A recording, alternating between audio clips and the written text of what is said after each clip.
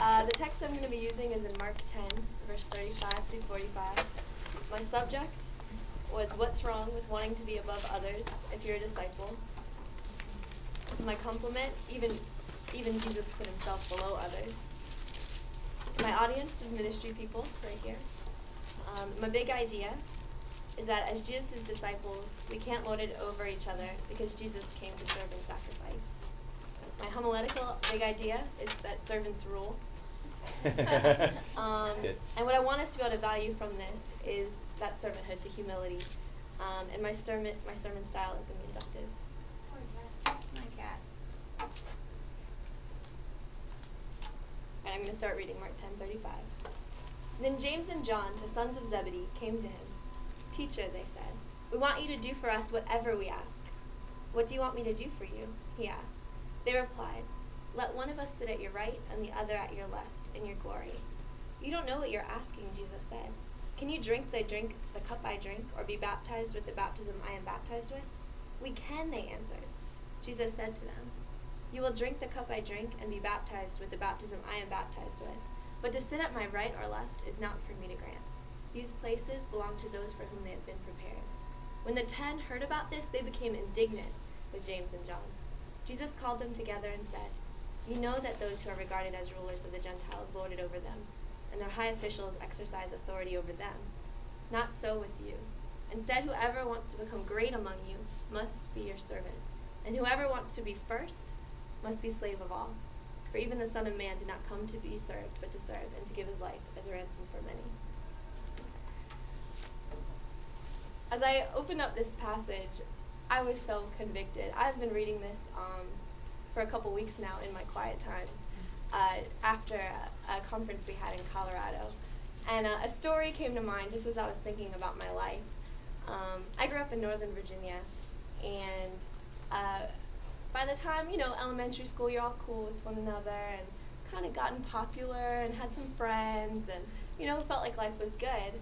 And around 6th grade, my parents decided to relocate to Richmond, Virginia, and suddenly I was nobody. I didn't have any friends. I didn't know anyone.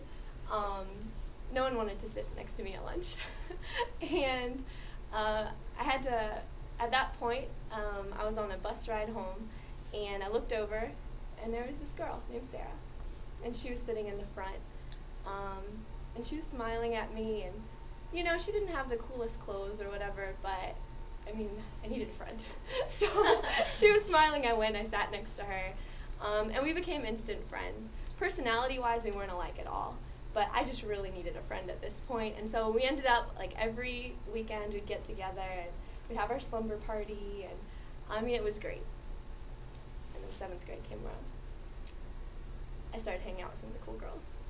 They started giving me attention. On the blacktop outside of middle school, they wanted to stand with me, and I just kind of felt awkward whenever Sarah would come up. She would come and stand with me, and she'd just be standing there. She didn't really know how to interact, and I was just, where's Sarah? And it was just it was awkward. Mm-hmm. And the day came when on the bus, I just decided I'd had enough, and I told her I didn't want her to sit next to me anymore. Mm-hmm. Yeah, I know, real jerk. But my first point that I want to bring is the selfish principle. Looking back on this, I can't even understand what I was thinking. I really wish I still had her as a friend. I regret that so much, being a jerk. But there's actually a bigger problem. Looking back, I thought, wow, I was such a freak. How could I have given up such a good friend? But the thing is, it's part of our culture. We're taught, to be social climbers. And to get to the top, you want to get the best friends so you can have the best opportunities, so you get in the best college, so that you're the most liked and you're going to have a family, and all of this. Even in the church, we can have that kind of a mindset. Isn't it called raising up? Or raising up people? I know for me, I kind of could get that idea. Oh, I need to raise up. I need to be really great and be asked to speak at retreats and be an important person that someone can come and get advice from. And it's driven by a lot of fear of being forgotten, of going unnoticed, of my potential not being, not thriving. But there's consequences. people don't like you when they can see that in you. Yeah. It's so true. We're sincere, and people can tell. And honestly, throughout a lot of my schooling, I don't think I had any really good friends. I had associates. And I came out of a lot of my schooling without someone to call, like over the summer breaks. It was more a friend during the school year. And the problem can be seen here in Mark 10. Here, the teacher, Jesus, had just been prophesying about his death. And James and John must have felt a lot of fear. After all, they had been in the top 3. Like, they saw the transfiguration. They were in the clique, They'd always been in this special circle. They'd seen Moses and Elijah. And they must have felt some kind of fear of losing that authority or of that special place. Because what did they have to return to? They remembered just standing there. I mean, what could they go back to? That boat? I mean, they had left Zebedee. And who even hears about Zebedee later on in the Bible? I mean, he was nobody. Is that what they were going to become too?